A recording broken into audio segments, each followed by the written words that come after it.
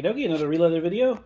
I did an NWA National a little while ago, and I was really happy with how it turned out. I've done a bunch of that kind of style of Releather over the years, including for my own collection, for customers and whatnot. But this is always it's got a place that's near and dear to my heart. When I was doing the NWA National, this is the one I had in mind. The style is, it's almost identical. I've said this before in other places. I nothing against NWA. I didn't get it when I was growing up. Like, I couldn't watch it on TV. I only got the WWF. So the Hogan 85 was one of the first belts, like, from when I was a little kid, that I remember really well, and so it has a special place in my heart. Also, back then, the toy, the big Hulk Hogan figure came with the Hogan 85 around his waist, and I remember using that as kind of like a template to try and make one for myself with my dad when I was younger. So anyway, Hogan 85 Releather. Don't know who made the plates on this one. Etching's pretty deep and good around the edge. Like, I mean, normally these dates are all muddied and blotchy. This one's not. They're good. So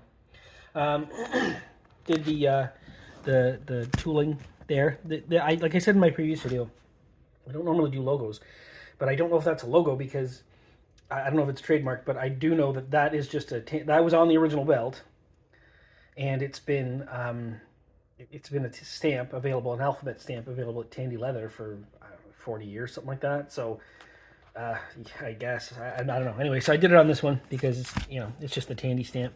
You've got my logo there, and you've got this really cool floral braided, I don't know what you want to call it, around the edge there.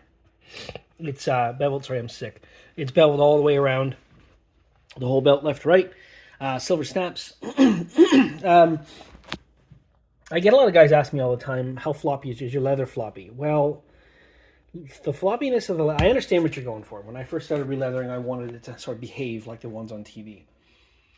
And but a floppiness of leather does not always indicate quality. In fact, in some cases, it indicates the opposite. So it also depends partially on the cut you use. Some belts I'll use a double shoulder. Some belts I'll use a side. I prefer sides. This one is a side.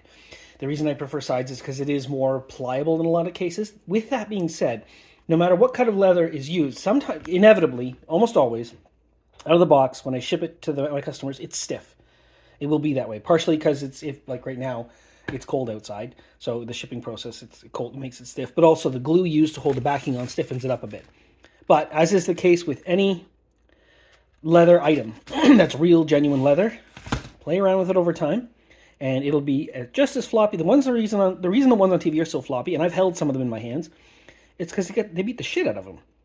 So over years and years, all the creases between the plates and whatnot, there's nothing left. It won't even sit up on its own, but that's why it sort of behaves the way it looks in the ring. Now, with this one in particular, it was really pliable out of the box. There's no box, but the leather, the hide itself was very, very pliable, and I guess you could say floppy out of the gate, which is really nice. I kind of like it a lot, actually. I was happy with how this one turned out. But yeah, so that is a Releather of a Hogan 85.